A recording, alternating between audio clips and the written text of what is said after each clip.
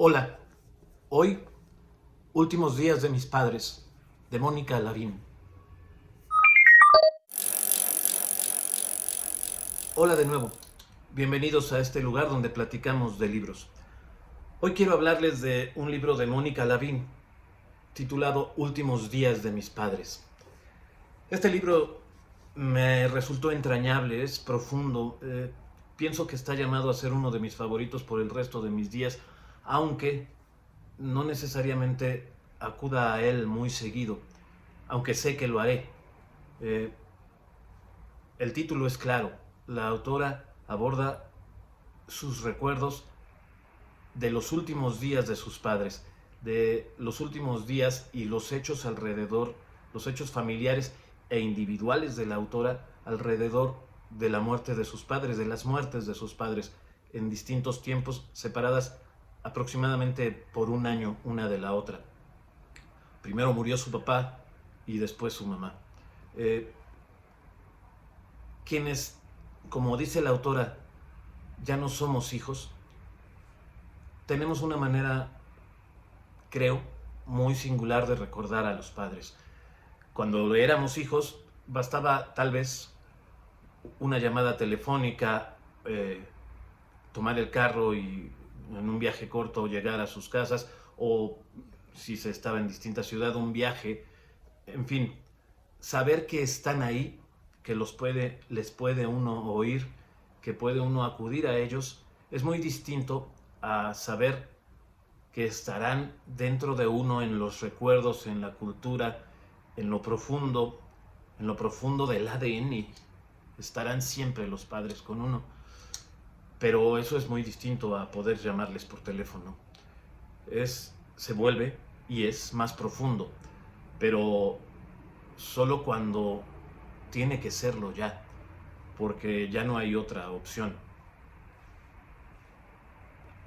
Mónica Lavín aborda todas estas reflexiones, todos estos cuestionamientos, o algunos de sus cuestionamientos a mí me hicieron llegar a estos que acabo de plantear, pero sí desde la noción de una escritora que sabe narrar y que sabe que para narrar la memoria es indispensable, y, y que se da cuenta de que parte de su memoria se ha muerto con sus padres, no de la memoria que ella guarda aún en su cerebro, sino de las memorias de lo que ella misma llama esos tiempos de los que ella no fue testigo. Y eso pasa. Los padres le cuentan a uno el mundo antes de uno, o incluso el mundo con uno, pero de ese mundo del que uno no recuerda nada, porque todavía no ejercía a plenitud la memoria. Bueno, con esas reflexiones y sí desde esa perspectiva, con esa noción, la autora nos cuenta cómo fue su relación con sus padres individualmente en los últimos días de cada uno, y cómo tuvo que abordarlo, y cómo el deterioro de sus padres, el deterioro eh, constante de sus padres en sus últimos días, la hacía a ella reflexionar y recordar todo lo que vivió cuando vivía con sus padres, eh, desde la primera infancia, las mudanzas, las bodas, los problemas, intimidades profundas de la familia que nos cuenta la autora, porque es necesario para ella hablar de estas cosas, porque todo eso se le revolvió cuando morían sus padres en el proceso o a partir de la muerte de sus padres. La muerte, por mucho que Epicuro dijera que qué importa si cuando ella está uno no, y mientras uno esté ella no ha llegado, la muerte siempre duele, aunque represente a veces el fin de un dolor de quien muere y de una manera de dolor de quienes quedan vivos, siempre será un dolor.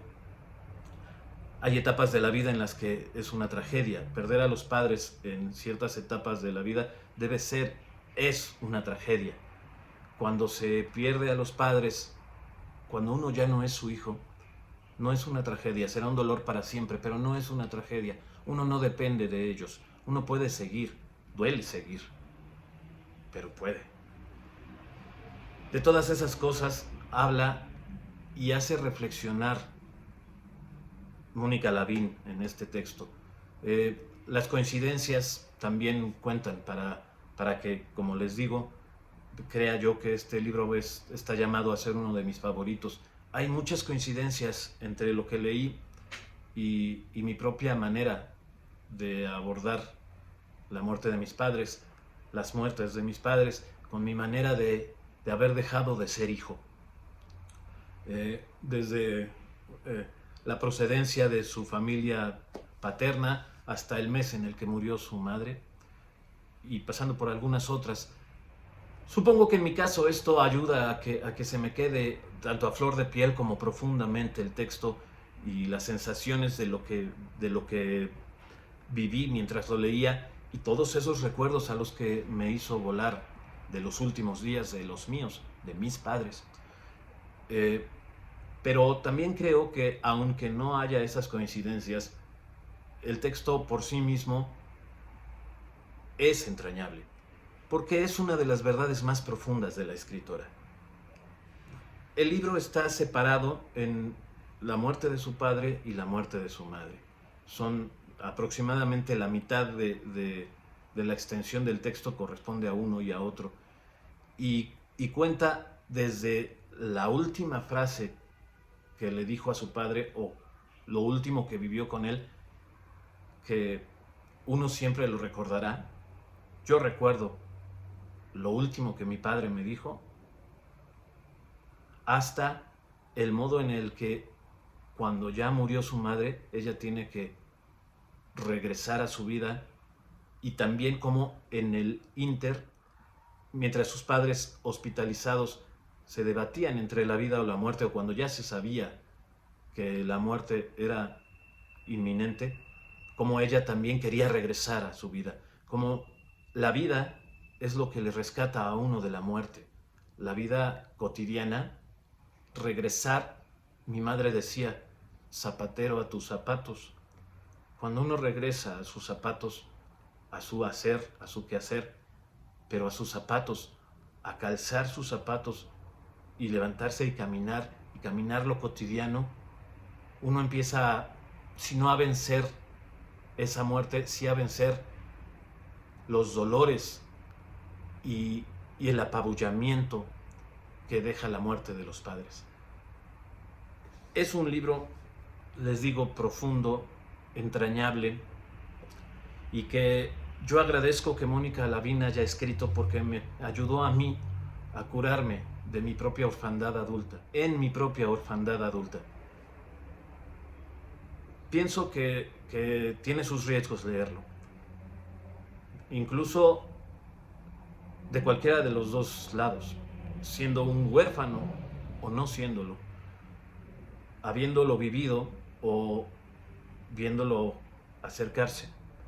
Pero también creo que puede ser útil y que las lágrimas que brotan mientras uno lo lee, yo leí varias páginas secándome las lágrimas, esas lágrimas sí de verdad enjuagan y ayudan a quitarse un poco del dolor, a vivirlo de un modo distinto, o tal vez, eso no lo sé, solo lo imagino, a prepararse.